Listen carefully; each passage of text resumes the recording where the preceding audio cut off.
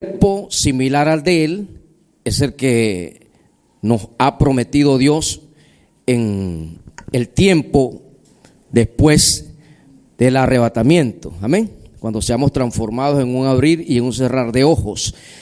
Pero el hombre fue diseñado para vivir de todas las bendiciones, las bellezas, todo el plan de gracia, de gran favor durante toda su existencia.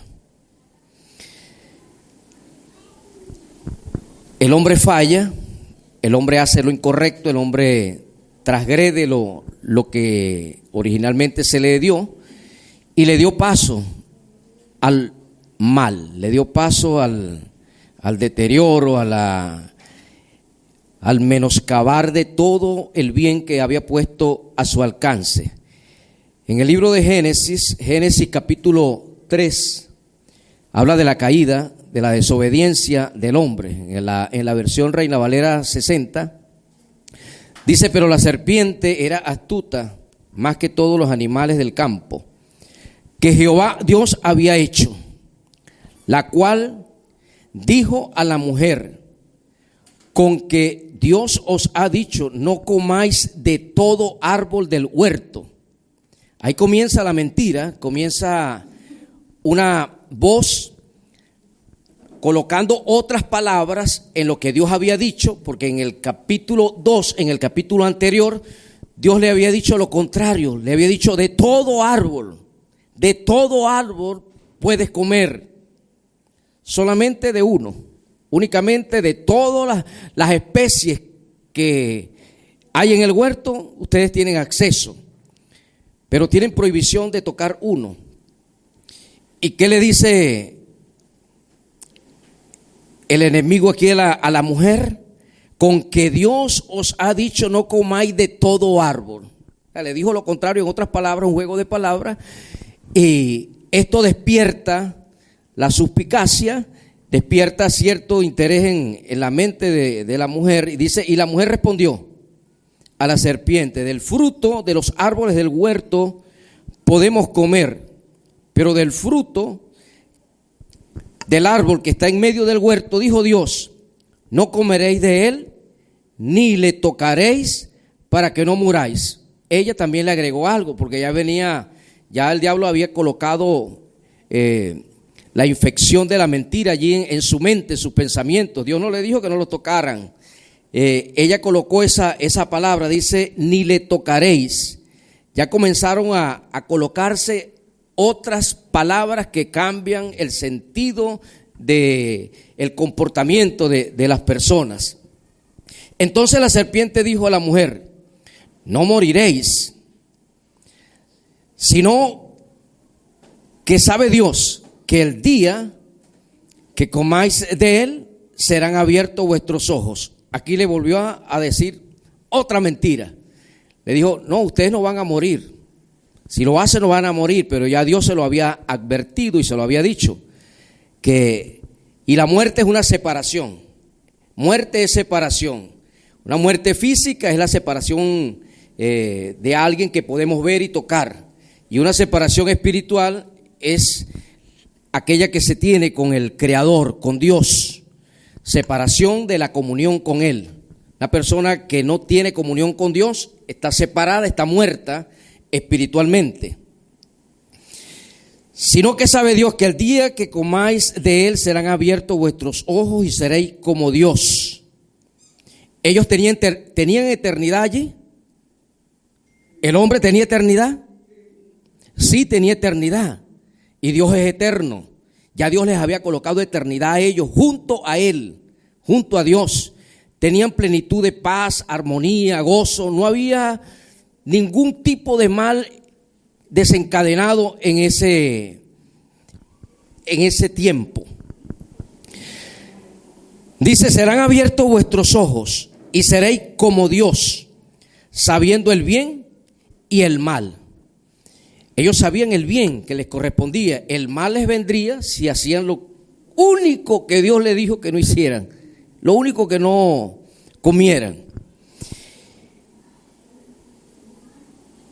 sabiendo el bien y el mal. La Biblia, bueno, no la Biblia, lo dice un historiador llamado Claudio Josefo, que desde el primer sumo sacerdote, el primer sacerdote que se estableció bíblicamente, hasta el último que se conoció establecido en la nación de Israel como tal, fueron 81 sumos sacerdotes, desde Aarón hasta Caifás, que era el sumo sacerdote aceptado por la élite romana y religiosa de ese tiempo. Los sumos sacerdotes tenían una tarea de interceder al pueblo y de ministrarle palabra que Dios les revelaba a ellos, a la nación. Eran los intermediarios, eran lo único, el único capacitado, autorizado legalmente para poder entrar a la presencia de Dios por la nación. Y sacrificaba un cordero anualmente para cubrir los pecados del pueblo.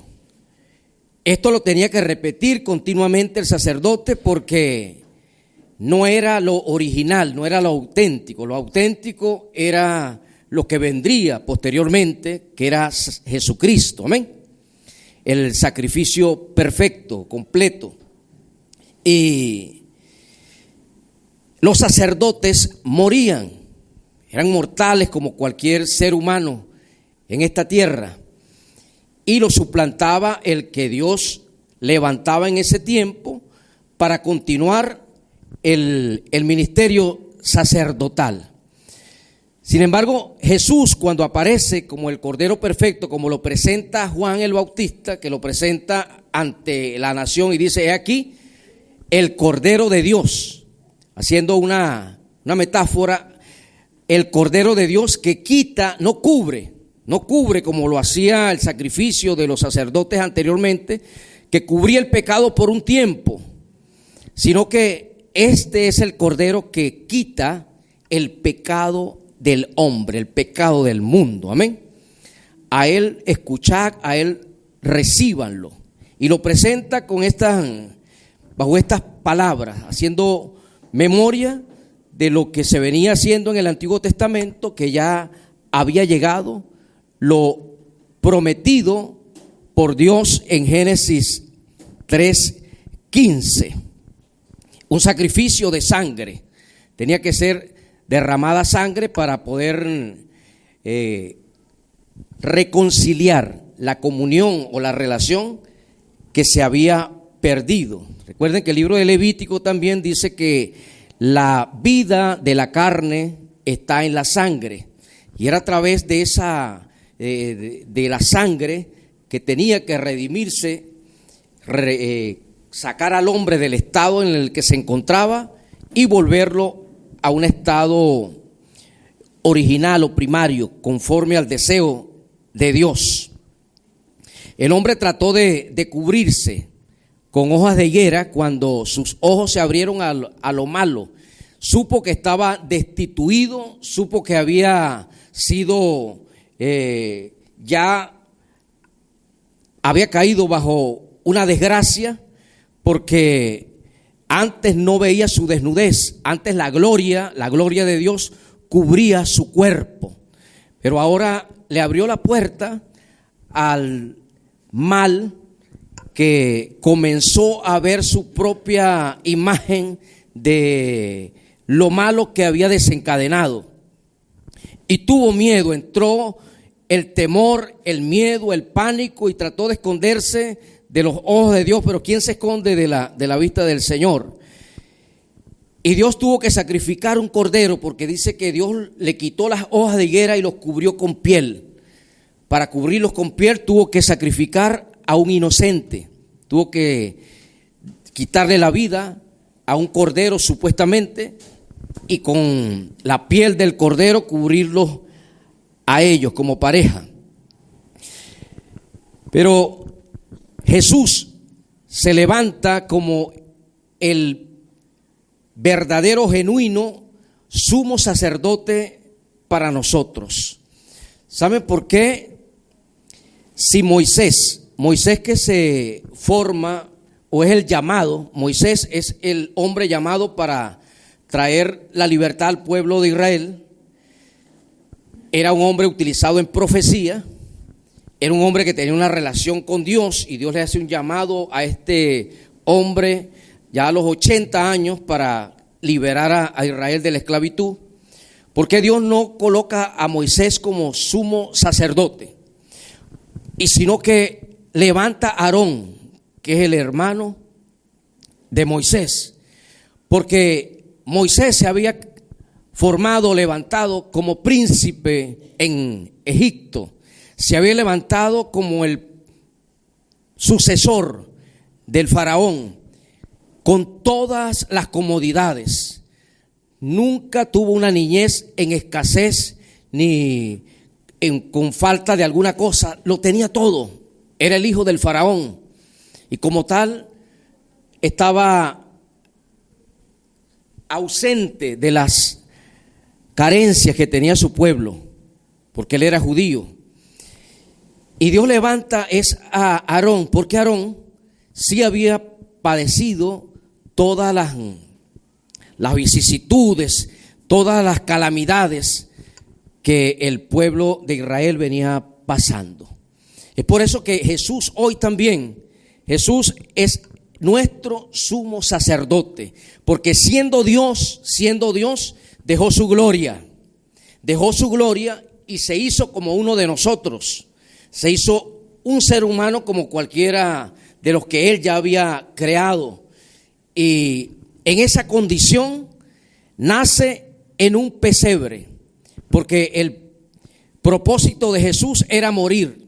No es como el propósito de muchos de los que hoy están aquí. El propósito de nosotros no es morir.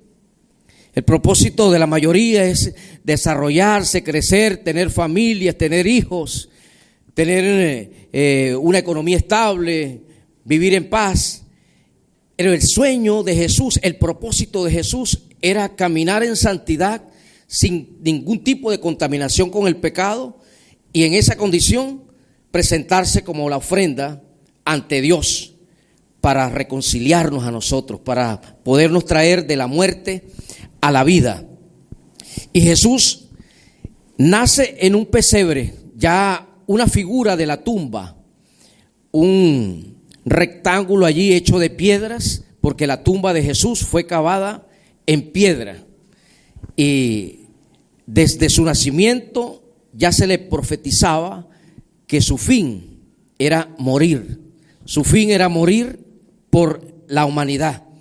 Y Jesús, Adán no podía ser nombrado sumo sacerdote desde un principio, porque Adán fue el que desencadenó el mal. Aunque era perfecto en su inicio, desencadenó el mal en la humanidad. Jesús viene en completa santidad. La genealogía, todas estas genealogías que se conocen en la Biblia, nos dan fundamento de que Jesús es el verdadero Mesías, no como todavía algunas culturas o algunas naciones, grupos esperan al Mesías prometido todavía, porque así como muchos no lo aceptaron en ese tiempo, todavía hasta el presente hay muchos que no lo aceptan ni lo reciben, ni lo reciben como tal. Y en Jesús se cumplen todas las profecías del Antiguo Testamento a cabalidad, se cumplen a la perfección. Jesús es el hijo de David, dice la Biblia, hijo de David con doble fortaleza, porque recuerden que David tuvo un hijo llamado Natán, y de Natán su genealogía posterior llega hasta María, la madre, la mujer que sostuvo a Jesús, que tuvo a Jesús en su vientre. Y tuvo también un hijo llamado Salomón. Y Salomón, la genealogía de Salomón llega hasta José, el padrastro de Jesucristo. Y todas las genealogías vienen diciendo, usted las lee en Mateo, capítulo 1, Abraham engendró a Isaac, Isaac engendró a Jacob, y así sigue hasta llegar a José. Cuando llegan a José, no dicen José, padre de Jesús, sino que dicen José, el esposo de María. Amén. La Biblia cuida sus propios detalles. Jesús, el padre original, Dios quien lo forma en el vientre de María.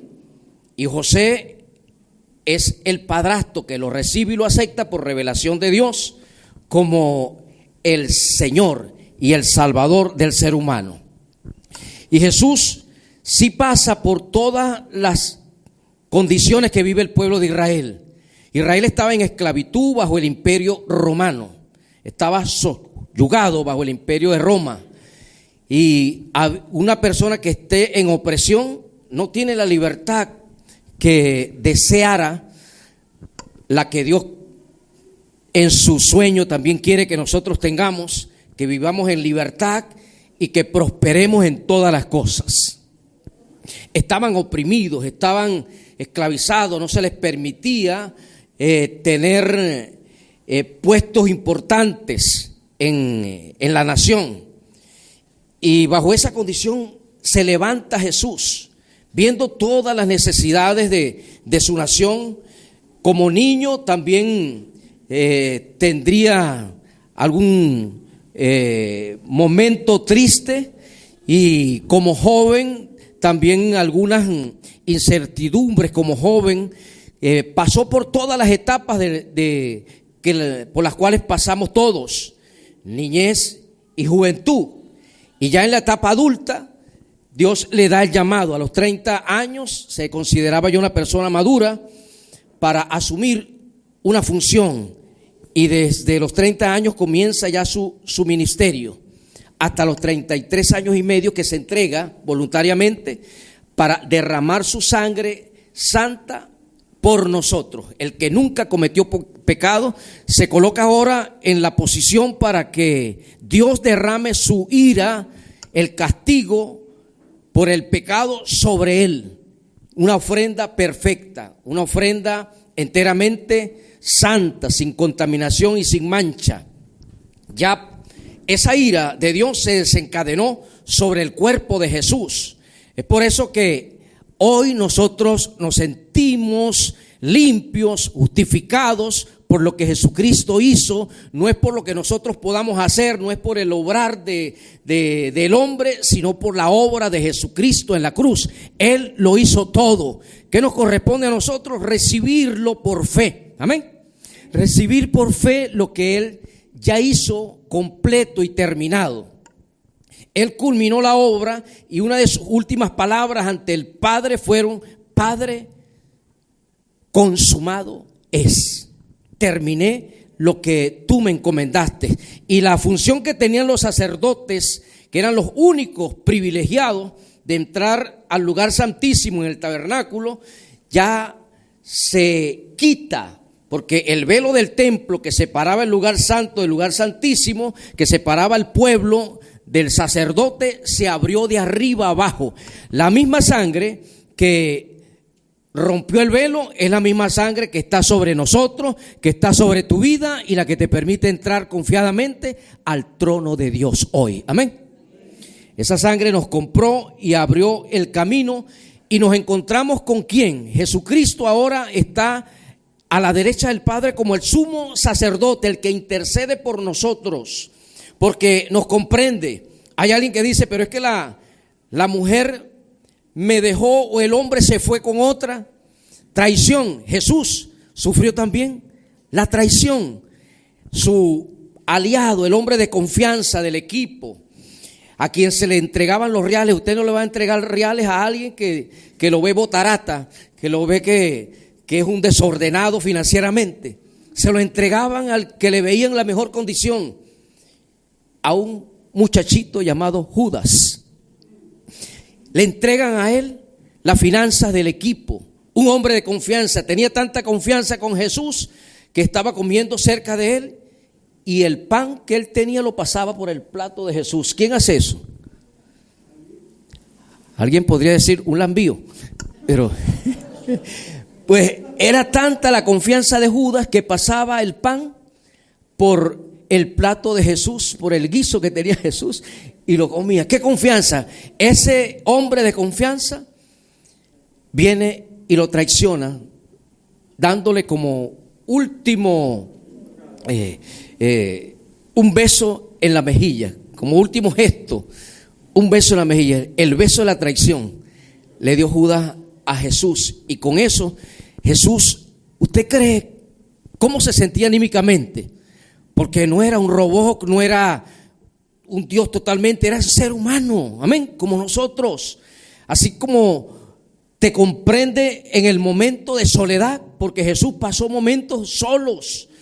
Sus discípulos lo abandonaron en el momento que él deseaba que estuvieran juntos. Miró para los lados y todos se habían dispersado. Había una profecía también: tomarán al pastor y las ovejas serán dispersadas. Se sintió solo en su última etapa ya para entregarse, porque a Jesús no le quitan la vida, él la entrega voluntariamente. El pecado, no había pecado en él, y lo único que cataloga o que le da legalidad para que la muerte actúe en la vida de una persona es el pecado.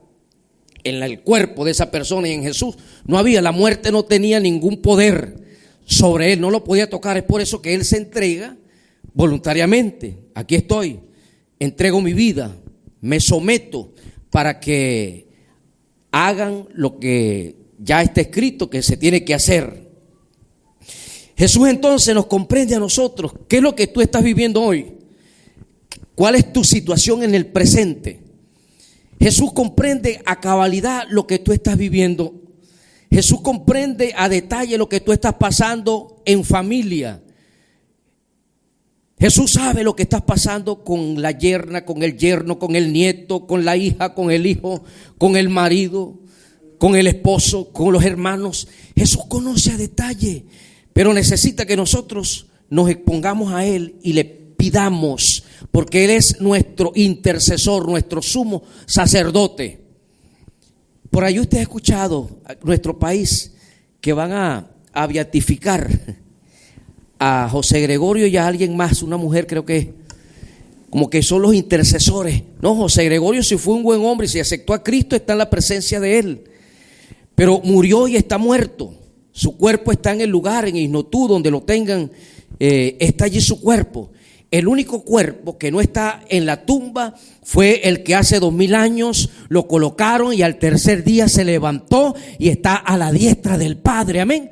El que tiene vida y tiene un cuerpo humano, tiene un cuerpo similar al de nosotros, claro, con la diferencia que no se deteriora, que no se envejece, que permanece igual al del Padre. El Padre es eternamente joven. El Hijo es eternamente joven también, pero nos comprende. Y cuando nosotros nos llegamos a Él en su autoridad delegada, Él amolda nuestras oraciones. Cuando usted ora y dice: Señor, yo necesito que tú intervengas en tal asunto, usted le da el derecho para que Él lo haga, y te lo pido en el nombre de Jesús, como Él nos enseñó. Ese nombre de Jesús le da autorización a Él para interceder ante el Padre. Si hay alguien que tiene influencia ante el Padre, es Jesucristo. Amén. No es Santa Bárbara, no es San Felipe, no es San Antonio, aunque a ese santo le pusieron un buen nombre, pero no es ningún santo de estos que regularmente nosotros escuchamos. Es Jesús de Nazaret. Amén. El que tiene influencia.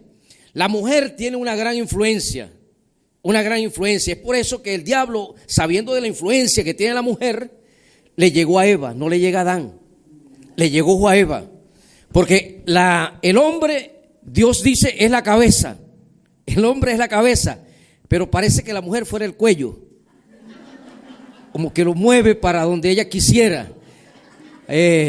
La mujer tiene influencia cuando alguien, por ejemplo, se ha equivocado, que está buscando un trabajo y llega a la secretaria o llega al asistente del gerente con una ficha, pero trata mal, trata déspotamente. A mí no me interesa hablar dicen con payaso. Yo quiero hablar es con el dueño del circo. Entréguele esto al dueño del circo. Trató mal a la secretaria y trató mal al asistente. Ellos son los que tienen influencia. Esa ficha, el secretario la esconde, la mete en la papelera.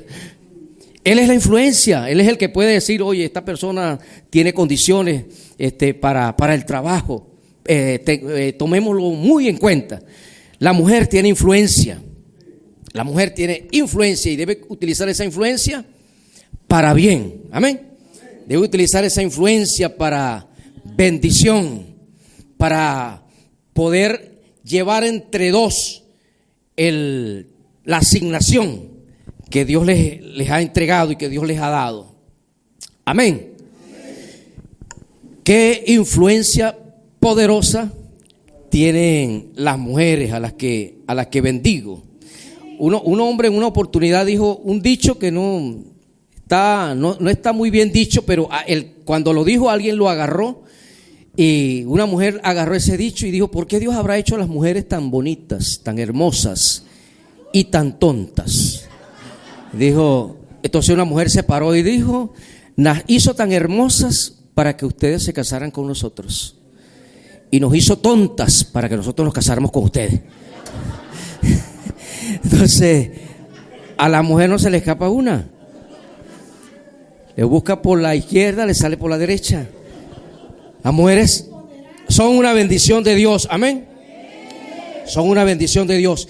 Dios, como sumo sacerdote, nos comprende a nosotros en cualquier situación que nosotros estemos. Hay cosas que te han pasado a ti que te han hecho llorar. ¿Quién no ha llorado? Dice, hay unos que se creen como ojos de acero que nunca han derramado una lágrima. Yo le quisiera preguntar a su mamá cuando usted estaba chiquito si no lloró. A esos que se creen ojos de acero. Yo creo que era el más llorón de toda la cuadra. Jesús lloró en muchas oportunidades. Lloró cuando le llegó a casa de sus amigos, donde estaba Lázaro, María y Marta. Y él llora, y llora con gemido, llora fuertemente, que lo escuchan, pero también llora en silencio. Cuando en ese pasaje de Juan 11 dice Jesús lloró, fueron lágrimas silenciosas que salieron. Pero también lloró entrando a Jerusalén, cuando ya iba para ser entregado. Ese mismo multitud que salió colocándole mantas y palmas en el camino, era la misma multitud que en horas o unos días después iba a estar gritando: crucifíquenle, crucifíquenle.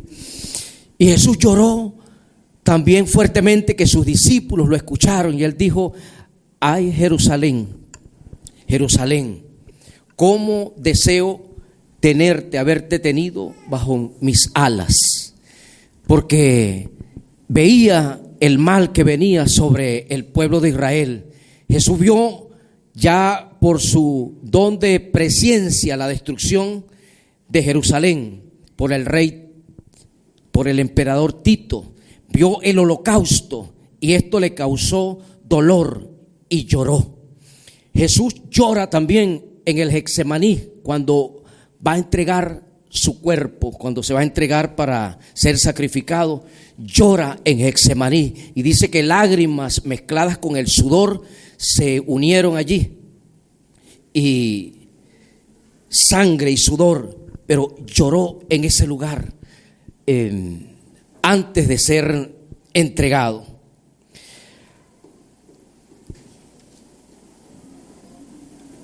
Génesis, en el verso 6, el capítulo que comenzamos leyendo, dice: y vio la mujer que el árbol era bueno para comer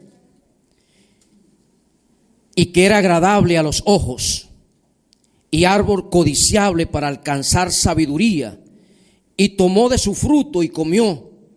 ¿Y dónde estaba Adán? La instrucción Dios se la dio a Adán. ¿Dónde estaba Adán cuando esta mujer estaba haciendo esto que no la detuvo? El que tenía opción de detenerla era Adán, no Dios, porque Dios le colocó al hombre voluntad propia. No lo hizo un autómata, no lo programó como nosotros programamos una máquina. Dios le dio voluntad propia. Es por eso que si alrededor del huerto, si alrededor donde estaba puesto Adán, todo fuera sido bueno completamente, ¿qué opción tendría Adán para cometer algún error? Si todo lo que lo rodeaba era bueno. En todo lo bueno que había en el huerto, solamente Dios puso una cosita chiquitica, un árbol.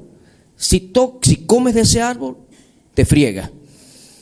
De eso solamente, para probar nuestra voluntad, nuestra actitud para obedecer y honrar la palabra que Él nos ha dado. Amén. En esa condición Dios prueba nuestra voluntad, si en realidad estamos dispuestos a buscarlo y a seguirlo, o decidimos caminar sin tomarlo en cuenta a Él. Dios dice: he puesto delante de ti lo bueno y lo malo, el bien y el mal, la maldición y la bendición. Nosotros decidimos cuál camino vamos a transitar. ¿Aquí? Amén. Cada quien decide cuál camino va a transitar. Así como estaba el árbol de la ciencia del bien y del mal, estaba el árbol de la vida. ¿Qué simboliza el árbol de la vida? Simboliza a Cristo Jesús. Simboliza la vida plena, la vida completa, la vida en bendición que Dios desea darle y tiene para cada uno de los hombres. Amén. Ese es el árbol de la vida. De Él nos hemos tomado hoy. Amén. De Él nos hemos apropiado hoy. De Él estamos comiendo. Porque cuando compartimos la palabra, estamos comiendo pan del cielo. Amén. La palabra es el pan que alimenta nuestro espíritu.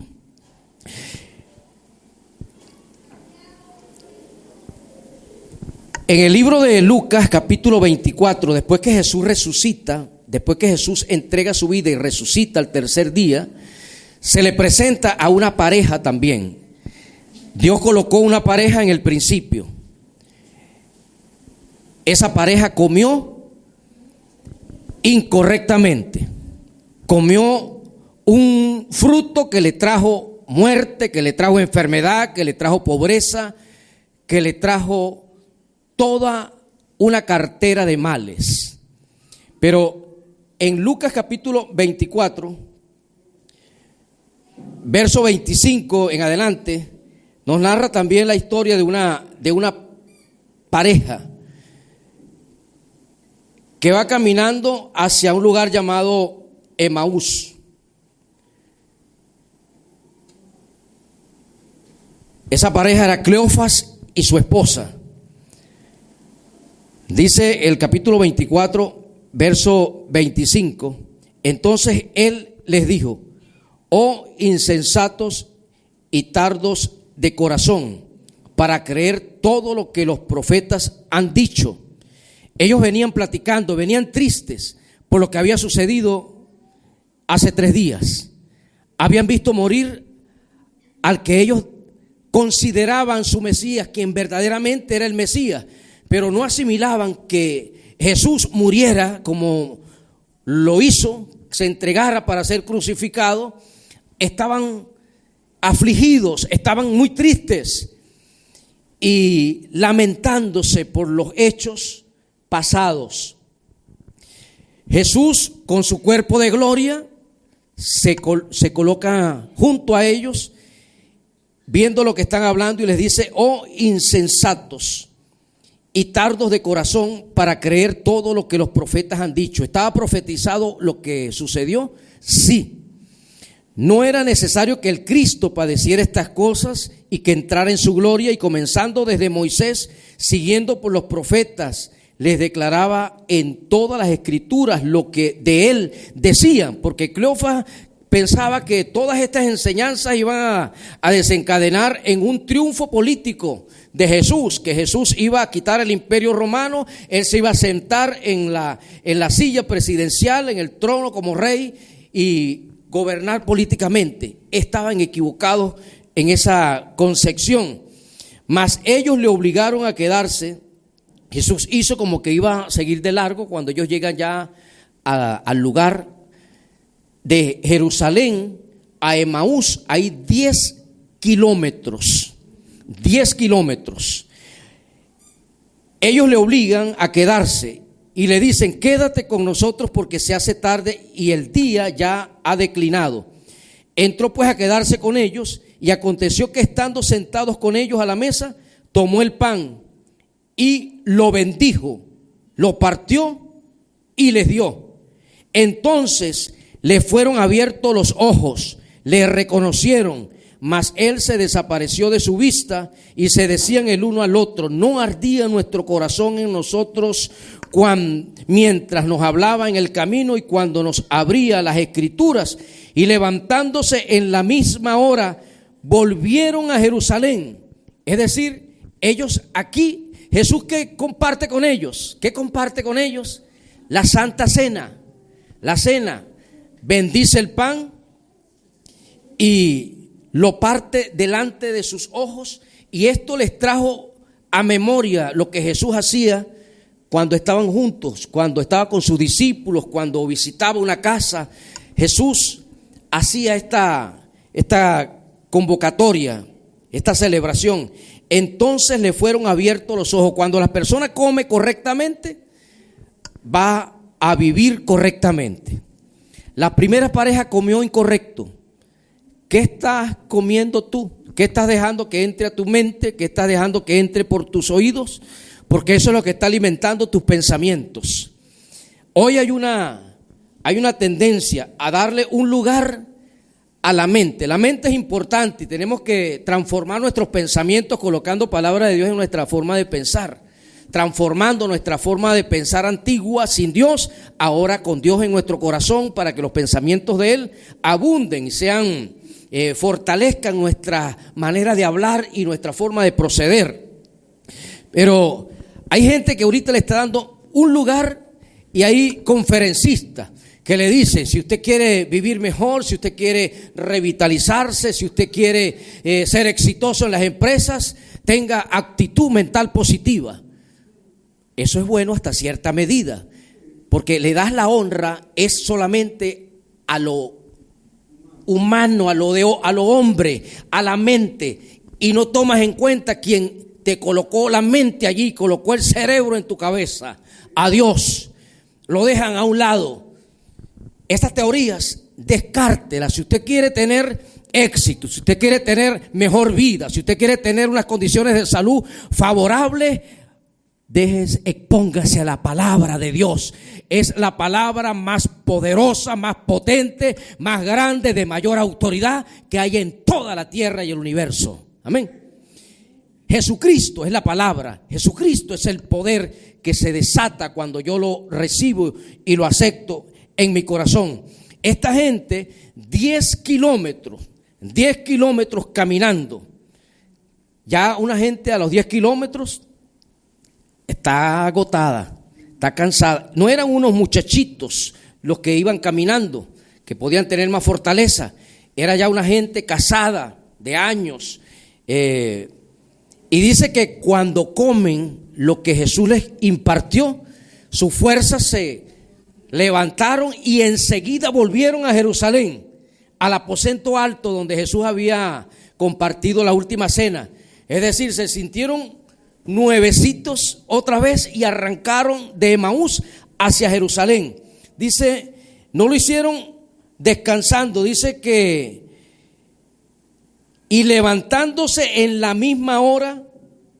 Otra versión dice: y levantándose enseguida volvieron a Jerusalén, y hallaron a los 11 reunidos y a los que estaban con ellos. ¿Y qué compartieron? Ha resucitado el Señor verdaderamente y ha aparecido a Simón. Y ellos contaban las cosas que les habían acontecido en el camino y cómo le habían reconocido a partir del pan. Amén. Jesús es el pan que descendió del cielo. En el Antiguo Testamento descendió maná, que era lo que ellos comían durante la estadía en el desierto por una buena cantidad de años allí. Hoy Jesús es ese pan que descendió del cielo, que habita por la fe en nuestros corazones y es el que nos hace vivir mejor, tener fuerzas aun cuando los años pasen. Hay una cultura y el que come pan diariamente de Jesús lo digiere y tiene la práctica, porque las cosas tenemos que hacerlas en la práctica que Él nos dejó. Comparte lo que Jesús dijo todas las veces que ustedes hagan, practiquen, celebren la cena en memoria de mí. Él se presenta de una manera como lo hizo aquí, para fortalecernos, amén, fortalecer tu fe, fortalecerte en tu vigor físico.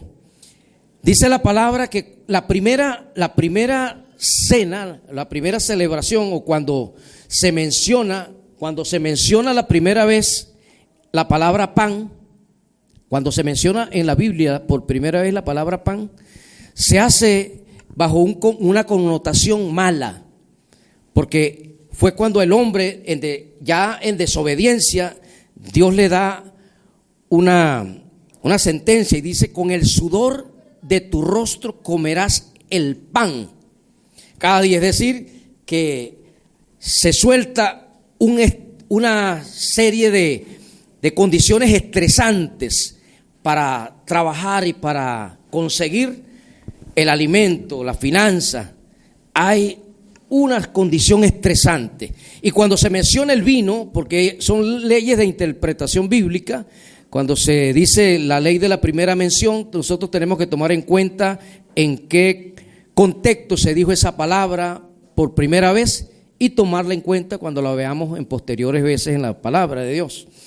Cuando se menciona por primera vez la palabra vino, también no es bajo un contexto favorable o bueno, porque era cuando Noé, después de haber pasado por el diluvio y haber sembrado un viñedo, el viejo se echa una pea. Entonces la primera vez que se menciona vino y la primera vez que se menciona pan son para hechos no agradables. Pero cuando el pan y el vino se unen, las cosas cambian. Las cosas cambian. Es como el oxígeno y el hidrógeno. Cuando están separados tienen funciones diferentes. Pero cuando se unen, cuando una molécula, dos de oxígeno, una de agua se unen, forman el agua, el H2O, que es el agua que nosotros consumimos, el agua potable, el agua que sirve para las diferentes necesidades que nosotros tenemos. Cuando se une el pan y el vino, Génesis 14:18, que fue la primera vez que se unió el pan y el vino, lo hizo para bendición. Dios lo permitió para bendición de Abraham, en presencia de un sumo sacerdote, figura de Jesucristo, llamado Melquisedec. En presencia de Melquisedec, Abraham se coloca pan y vino y se celebra lo que conocemos hoy, la Santa Cena. Amén. La Santa Cena.